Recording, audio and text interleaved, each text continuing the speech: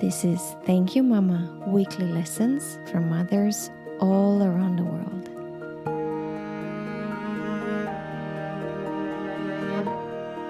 Hello and welcome to Thank You Mama. My name is Anna Teider and today I'm welcoming Elizabeth Yang. Elizabeth is the CEO and founder of Yang Law Offices, and she specializes in intellectual property law, business law, family law, and estate planning. And here's the awesome thing. At the age of 19, she earned her bachelor's degree in electrical engineering and computer science from UC Berkeley in 2.5 years. So prior to practicing law, Elizabeth worked for Raytheon Company as an electrical engineer, designing radar systems for the B-2 bomber.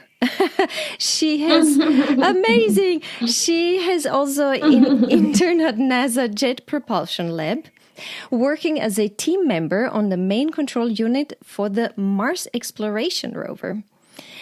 And on top of all of that, Elizabeth is a best-selling author with a total of 6 books: The Big Secret, Stress-Free Divorce, The Authorities, Powerful Wisdom from Leaders in the Field, Women in the Modern Business World, Social Marriage, and Asian Women Who Boss Up. And that's not all. Elizabeth is also a mom of 2. Elizabeth, hello, welcome. And this is amazing. It was so fun preparing your introduction. Thank you so much for having me, Anna. So nice to be here talking with you. I'm very excited to hear about your journey, but also about your mom and her wisdom and her lessons. Let's start with what made me curious is, how did you choose to switch from engineering to law? It's a very interesting story. I actually went to law school when I was working already as an engineer, not because I was wanting to be a lawyer, but because I loved learning, I loved education, and I wanted to learn about our country's legal system. I wanted to learn about what will happen if I have to go to court one day, if someone is suing me, or if I need to sue somebody. So I went there to get the education. I had 0 plans on becoming an attorney. And after I completed law school and was studying for the California bar exam, one of my colleagues at work told me that his neighbor was a big-time partner at a large international law firm. So he introduced me to his neighbor, and I ended up getting a job offer from that law firm. And that's when I found out attorneys make a lot more money than engineers do. and I didn't even know that intellectual property was so closely connected to engineering. In fact, I later learned that most intellectual property lawyers have engineering backgrounds because you have to understand the technology in order to, let's say, help someone file a patent. So it was actually a very smooth transition. One of the reasons they gave me the offer so quickly was because I had my engineering background. So it just shows that when you want to learn and grow yourself, opportunities will come up. And I became a lawyer without even planning on becoming one. The best things in life happen like that, organically. Organically, yeah. Exactly. Yeah. Elizabeth, you now have run your own law firm, and with offices in 4 places in California, between Los Angeles and Monterey, I think, Irvine, Beverly Hills. How did you become your own boss? I became my own boss because when I was working at the big law firm, even though the pay was good, the schedule was terrible. I was working long hours, and after I gave birth to my daughter, I barely got to see her the first year. So I decided something had to change, And the reason I decided to start my own practice is so I can create work-life balance and be able to service my clients and also be there as a mom for my children. Service the clients and service the children. Exactly, yes. How is it working out? Did you manage? It's working out great. After I started my own practice, I've been able to set my own schedule and dictate my hours. And so I can take the kids to school, I can take them to their extracurricular activities, spend time with them, and schedule my clients around their schedules.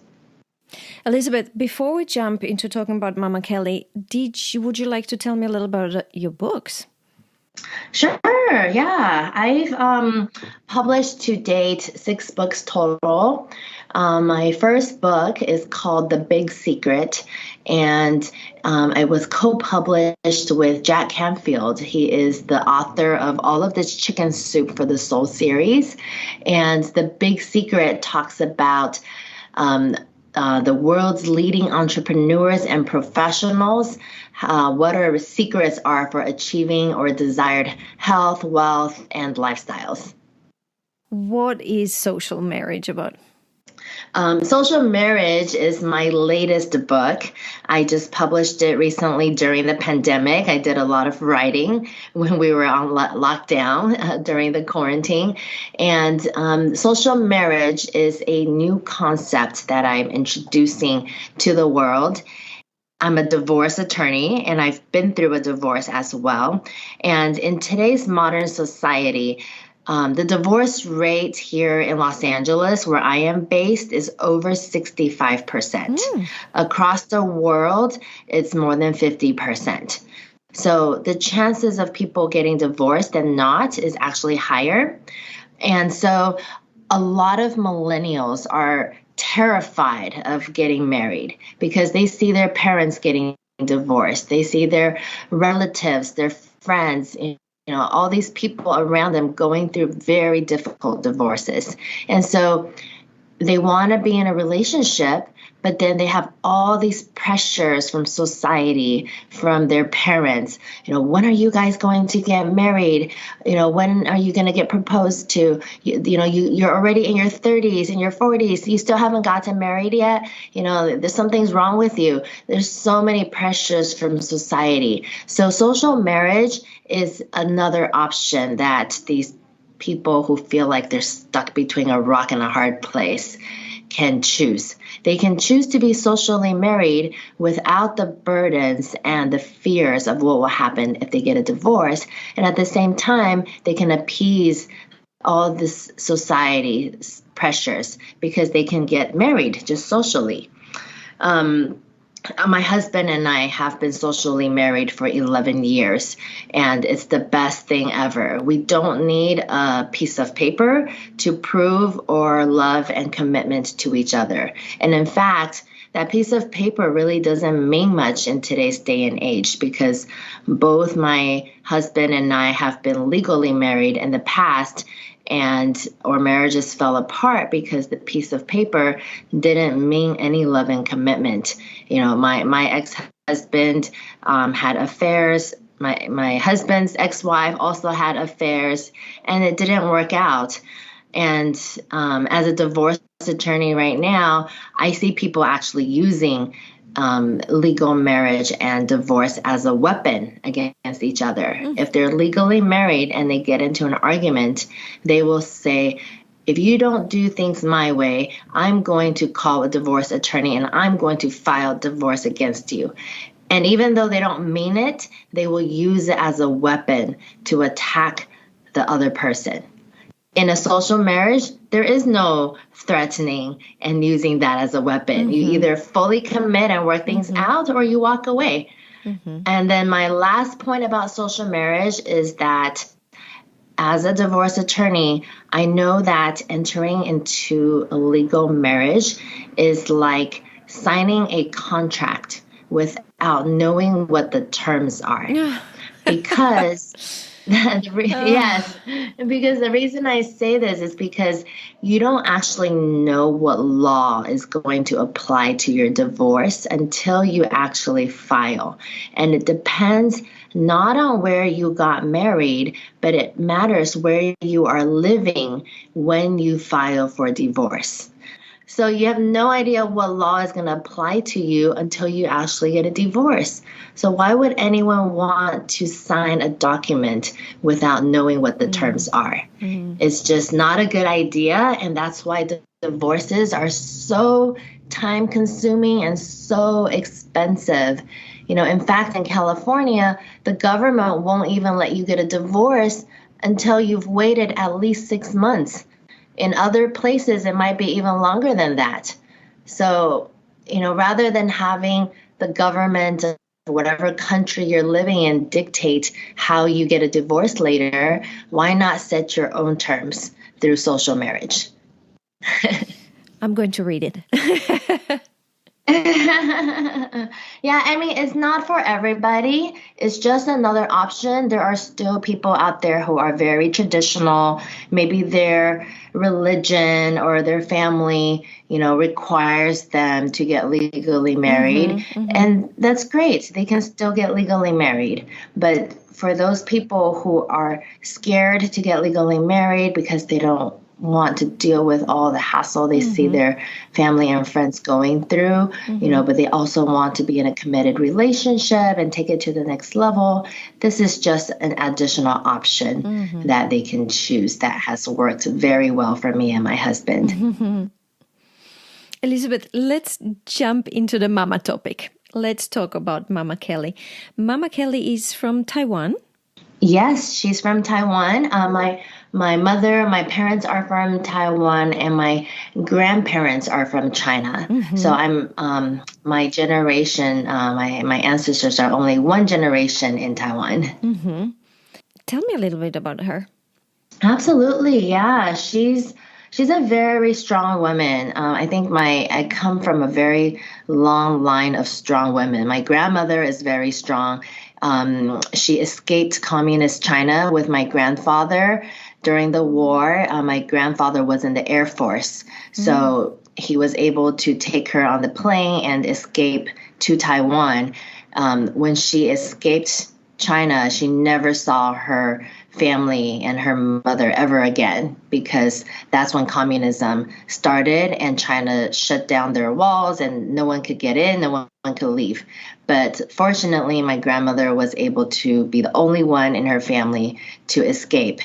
And she started a brand new life in Taiwan without any family.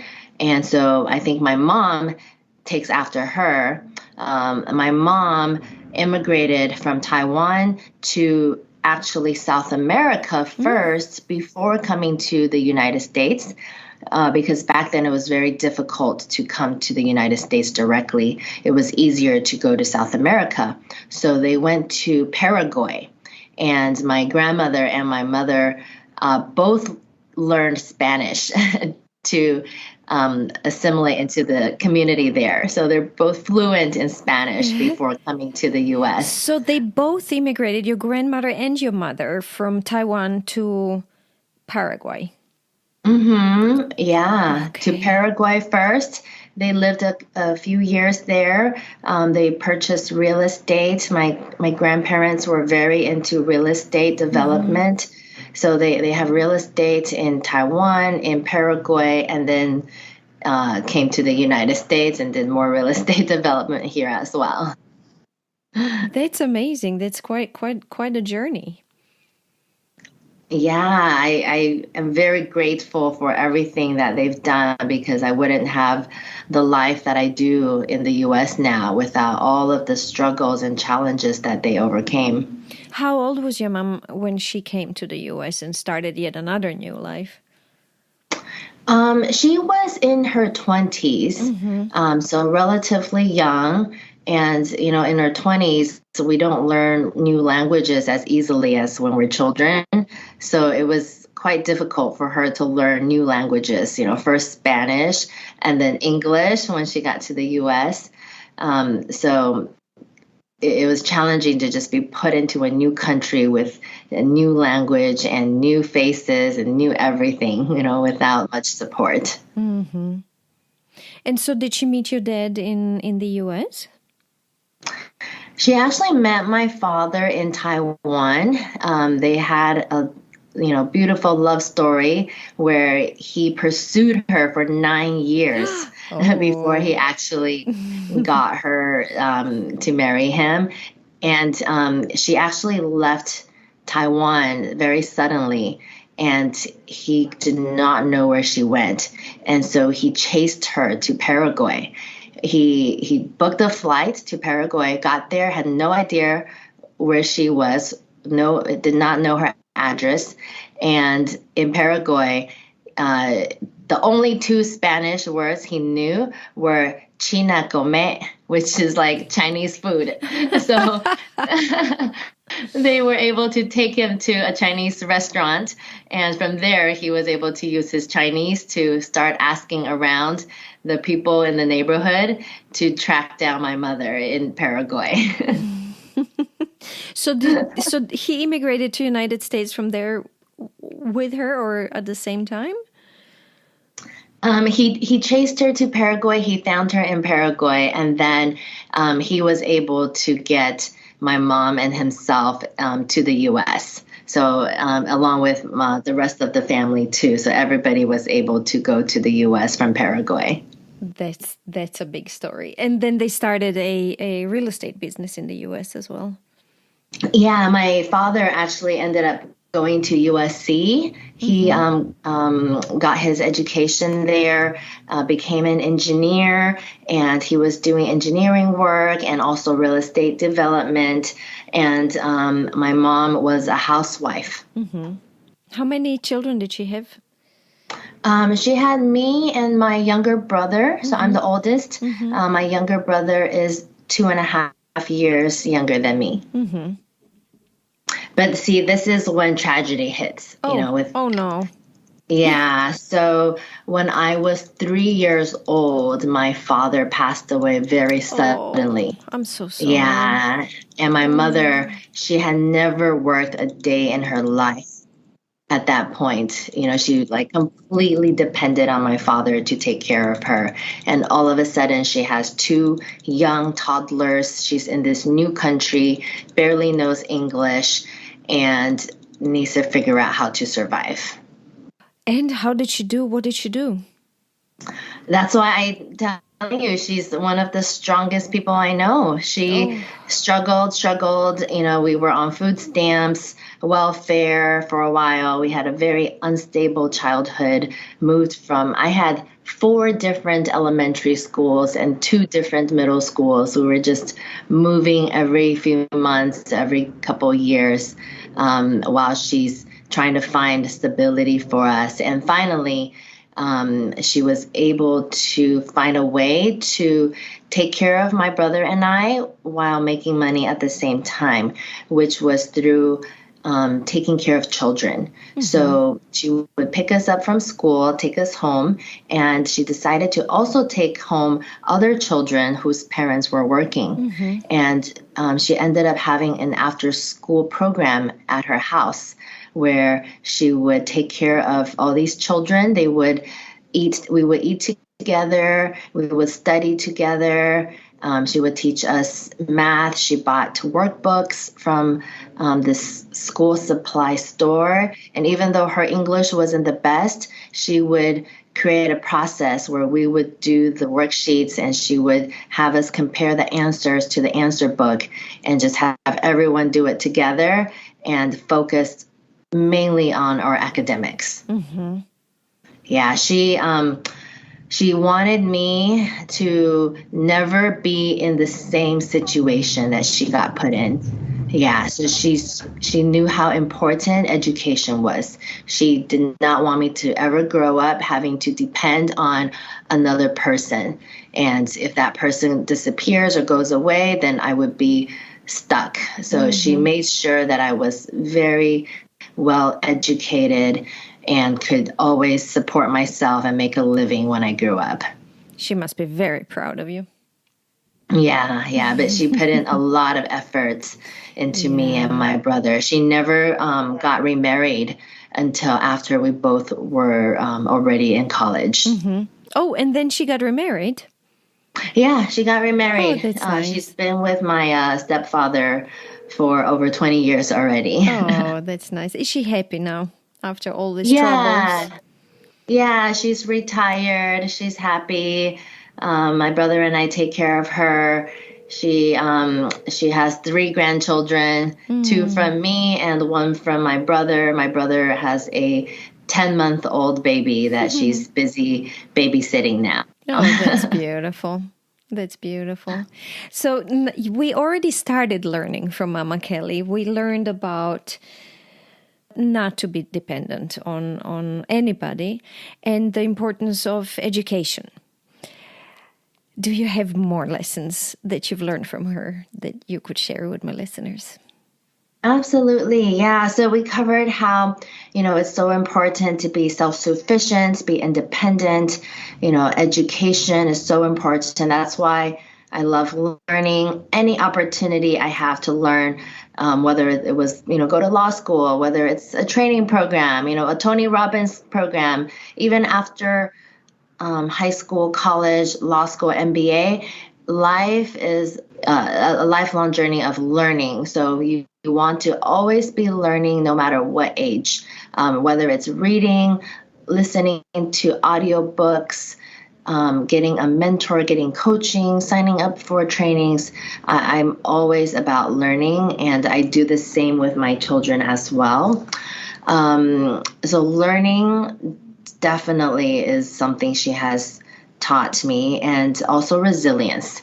Resilience is not how many times you fall down, it's how many times you get back up.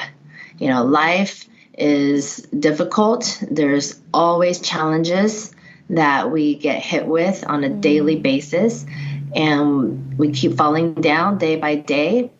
But as long as we keep getting up and weathering through the storm, that's ultimately what matters. Just keep getting back up.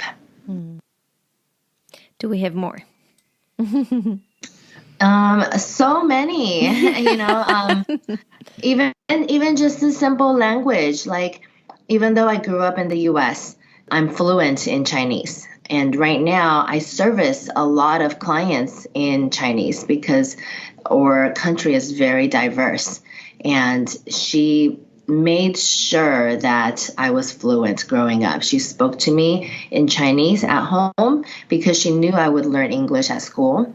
And a lot of my friends who grew up in the United States, they only know English. They are not fluent in their native languages.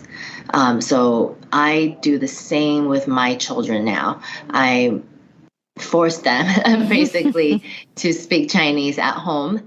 And in the beginning, when they would come home, they would learn English at school and try to speak English to me.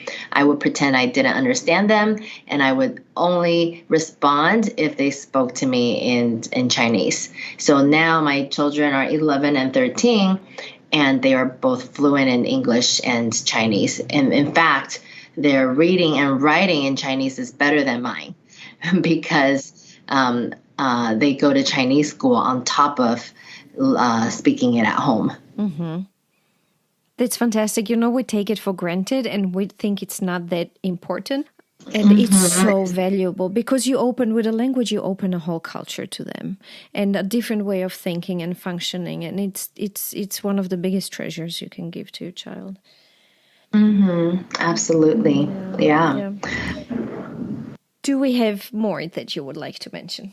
Yeah, another one I can think of is organizing and writing things down. So at a very young age, my mother bought me a planner, and every day I would write down all the things, all of my responsibilities. It would start with doing school homework, and then reading one article out of the Time magazine and writing a summary about it. That will help with my reading and writing. Another one is playing the piano for 30 minutes to an hour. Another one is doing my Chinese homework. Another one is memorizing 20 vocabulary words every day. Another one is doing the math worksheets. So I had a whole list of different things I got to complete every day before I can have my free time and play video games. So every day I just wrote it down and I would check things off as I go. And then once everything is checked off, then I can go and have my fun. And she made sure we had our fun too. You know, we went to all the amusement parks, saw all the movies in the movie theaters, had plenty of fun.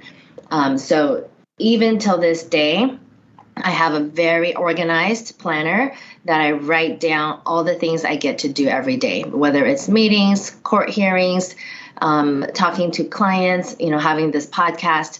Everything is written down. So I'm very organized. I don't miss any meetings. I'm on time, and I'm very clear about my schedule, and it really helps me achieve all of my goals, whether it's daily goals, weekly goals, monthly goals, annual goals.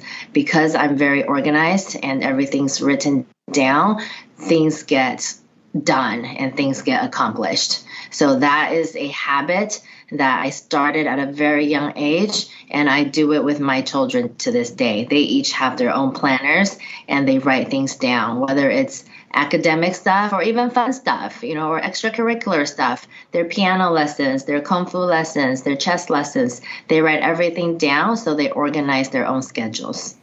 Elizabeth, I want to go back to goals. You mentioned goals. I'm very curious. Do you write them out for yourself? I do. Yes. There's a YouTube video called The Secret. Yeah, I watched it 20 years ago, and it talks about how writing things down is magic. It just manifests when you write things down. And I've created vision boards for the last 20 years. And things I put on my vision board come true. It's magic. I know. So, I know. It is. It is. Yeah. So writing things down, because we have a gazillion thoughts every day. Thoughts come and go so fast. If you don't write things down, the thought can just disappear in a split second. So, but if you write things down, it's always going to be there. It's real, it's concrete, and it will happen when you write things down. So, yeah, I write things down. I write down my goals. If there's anything I want to create, even if I think it's impossible, it doesn't matter. I still write things down because I've learned that everything is possible. I love it. I just recently learned that to write down my goals and to break them down into steps and to just have them somewhere where I can see them every day. And it really helps to have them there in front of your eyes and see what you should be going and which direction you should be going to. I have what's called a letter of accomplishment. It's 2 pages of all the goals I want in my life. So there's goals. If you go on Google and you search wheel of life or circle of life, there is a chart with 8 classifications of life. So there's like family, relationships, career, money, health, there's 8 different areas. And so on my 2-page letter of accomplishment, I have all my goals in each of the 8 areas of life. What I want to accomplish for my family, what I want to accomplish in my marriage, what I want to accomplish in my career, in my health, in my extracurricular activity, vacations I want to take. And I have that hanging on my bedroom door. You can hang it anywhere that you can see on a regular basis. And every time I walk in and out of my bedroom, I look at it and I update it every 3 months or every 6 months. And I get new goals on there because all my goals that I set, they all come into reality. They become real and I can set new goals. Elizabeth, we wanted to learn from Mama Kelly, and now my listeners were lucky to get a little bit of a coaching from you about goal setting. I love this. Thank you. But it all stemmed from Mama Kelly, because true, yeah. She is the one who she's the one who taught me to write down my goals and have a planner and be organized.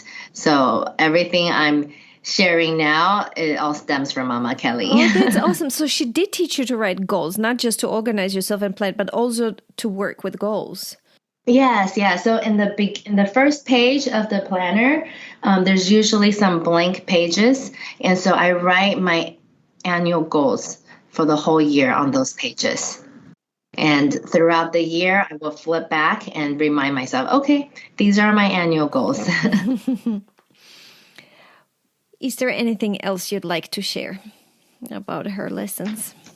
I think we've covered a lot for today. Yes, I mean, we I can did. go I on know. and on and on, about how to be hardworking, how to be respectful, how our family values. There's so much to share. Mm-hmm. But let me ask you a very important question that somehow organically happened during this podcast, which is if there was something that you found later in life important that she was not able to teach you, something that you learned yourself. Something I learned myself was picking my husband, because one of the things I didn't get growing up was a father figure. Mm-hmm. Even though my mother played both the father role and the mother role in my life growing up, it's just not the same not having that masculine energy. Mm-hmm. And so when I started dating, I did not make good decisions in choosing men. Mm-hmm. I would actually pick bad boys that, the badder they were, the more I liked them. One of my ex-boyfriends, he would ride a Harley Davidson. He would smoke and drink and had tattoos all over his body and had a gold star on his tooth. And that was like, I was so attracted to him.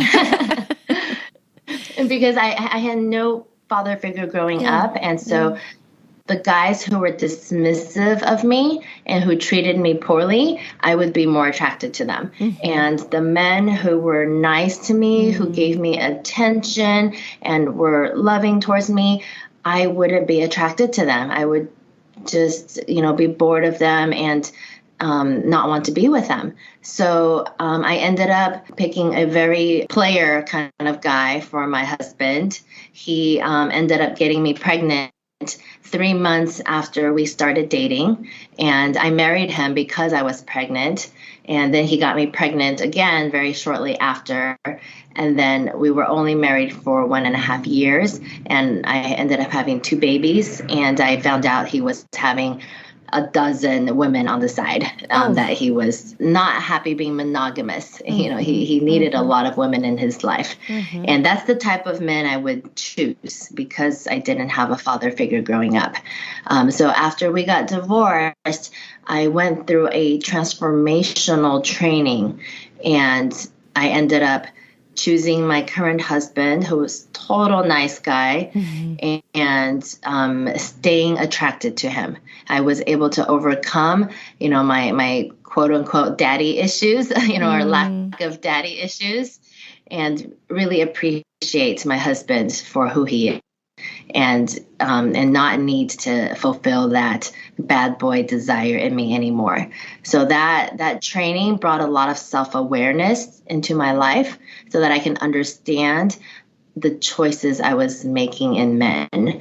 And so with my children, even though I'm divorced, I found a good father role model, a masculine role model to set an example for them. Mm-hmm. Their father, he's the Bulgarian guy he's a great father. He's not a good husband, but he's a great father. He's still in their lives. We share custody, but my husband really sets a good role model for my kids.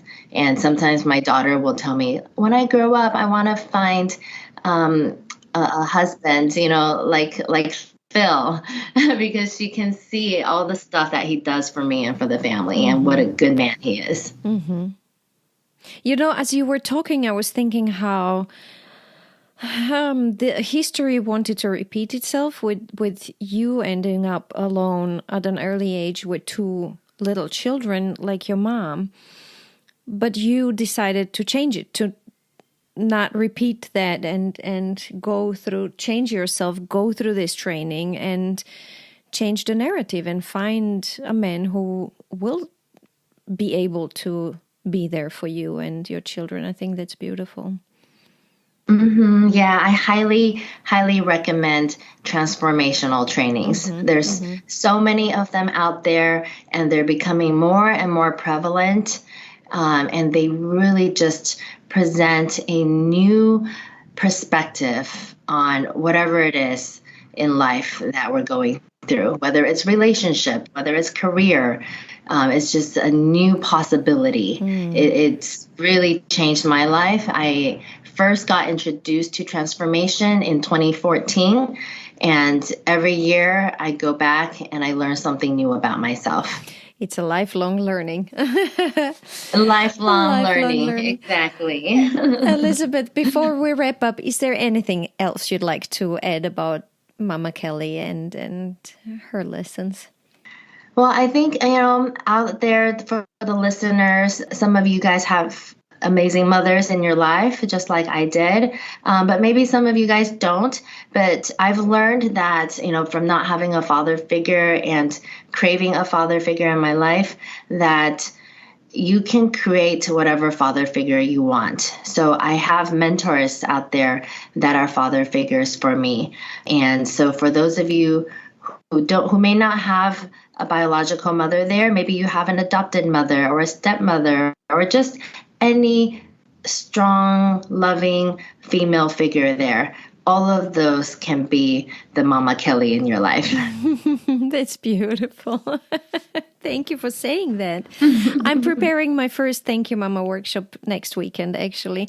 And the last day, I want to work with my guests on maybe trying to become your own mother figure and, giving yourself what you lack, what your mom was not able to give you. I think that's also very important to try to find that within yourself.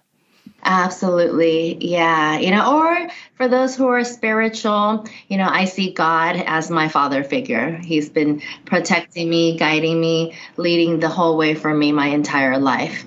And, even though my biological father is no longer on this earth, but, they're in the heavens watching over us. Yeah. Elizabeth, let's just quickly recap the lessons we shared. So you talked about the importance of learning and education. I love it how you said that she taught you that life is a lifelong journey of learning. We talked about resilience. And I wrote down her saying that it's not about how many times you fall down, but how many times you get up. The importance of learning languages. Then I have organizing and writing things down and setting goals. And here we talked also about manifesting, goal setting, and something that she was not able to teach you that was important for you and you had to learn it yourself through transitional training was how to choose a right man in your life. Yes, the transformational training. Yes. Oh, what did I say? Did I say it wrong? I heard transitional. Oh, transformational training. Sorry. And I wrote down the last thing that you just mentioned, which is that you can create a mother figure you want, or you can find a mother figure you want if you don't have one. Thank you so much again for being my guest. Thank you so much for having me. That was a very organized recap of our conversation today. Thank you again, Elizabeth. If you enjoy Thank You Mama and want to help it grow, please take the 2 seconds to leave a 5-star review on Apple Podcasts. It really helps. If you'd like to get in touch, you can send me a mail at info@thankyouMama.net. You can also find me on Instagram, Facebook, and Twitter under Anna Taider. That's Tajder. This was Thank You Mama. Come back next week, subscribe, and tell your friends.